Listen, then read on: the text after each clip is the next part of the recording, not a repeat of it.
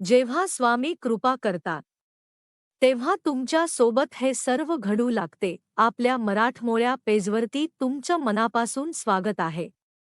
मित्रांनो, जेव्हा तुम्ही पूजा पाठ करायला बसता आणि देवाचे ध्यान करायला बसता तेव्हा तुमच्या आत्म्याचा संबंध देवाशी असतो.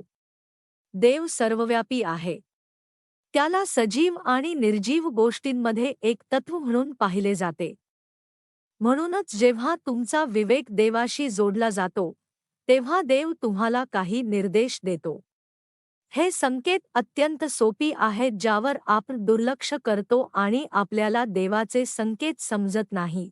सर्वव्यापी देव सर्व सजीवांच्या आत्म्याशी जोडलेला आहे.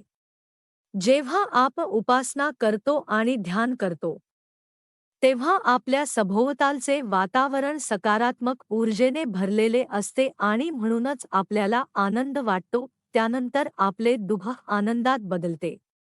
तुम्ही कितीही तणावाखाली असलात तरी तुम्हाला चांगले आणि ताजे वाटू लागते कारण या सकारात्मक शक्तींचा हा प्रभाव असतो. त्याचबरोबर अभ्यास करताना अनेक वेळा विद्यार्थी माता सरस्वतीचे ध्यान करतात. मग त्यांच्या डोळ्यात अश्रू येतात किंवा अचानक त्यांना झोप येऊ लागते. याचा अर्थ त्या विद्यार्थ्यावर माता सरस्वतीचे आशीर्वाद पडत आहेत.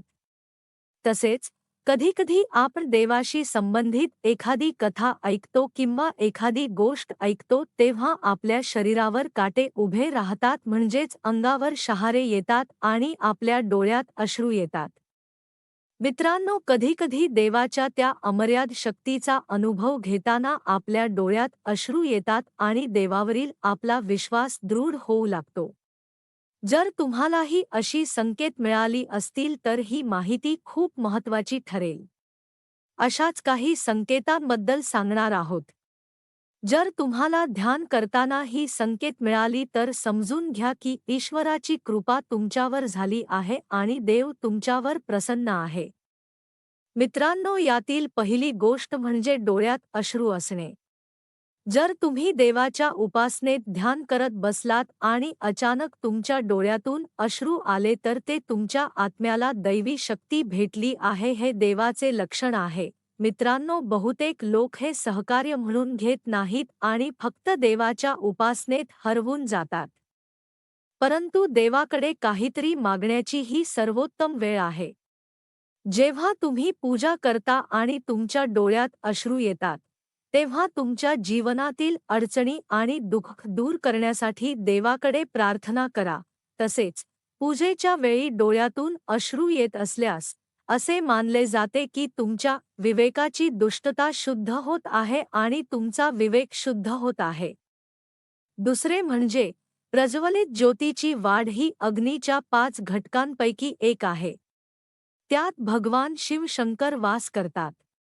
जर तुम्ही पूजा करत असाल आणि तुमच्या समोर ठेवलेला दिवा आरती असेल ज्याची ज्योत अचानक वाढली, तर हे देवाचे लक्षण आहे की मी तुझ्या उपासनेने आणि ख्या भक्तीवर प्रसन्न आहे. अशा वेळी आपण देवाकडे प्रार्थना केली पाहिजे आणि आपल्या इच्छा सांगायच्या. मित्रांनो, त्यानंतर तिसरे म्हणजे जर तुम्ही पाहिले की धूप आणि उदबत्तीचा धूर इष्टदेव मूर्तीच्या दिशेने जात आहे, तर याचा अर्थ तुमची उपासना देवाने स्वीकारली आहे.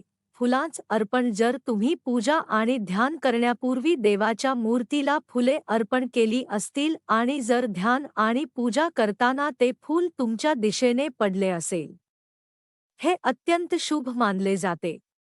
याचा अर्थ असा की तुमची उपासना देवाने स्वीकारली आहे आणि तो तुम्हाला त्याचा योग्य परिणाम लगेच देईल. आणि त्याचबरोबर जर दरवाजावर गायीचे आगमन, जर एखादी गाय भगवान आरती आणि पूजेच्या वेळी दारात आली तर ती खूप शुभ चिन्ह मानली जाते. दारात आलेल्या गायीची पूजा करा. त्याला रोटी खायला द्या आणि नमस्कार केल्यानंतर तुमची इच्छा गौमाताला सांगा. तुमची इच्छा नक्कीच पूर्ण होईल.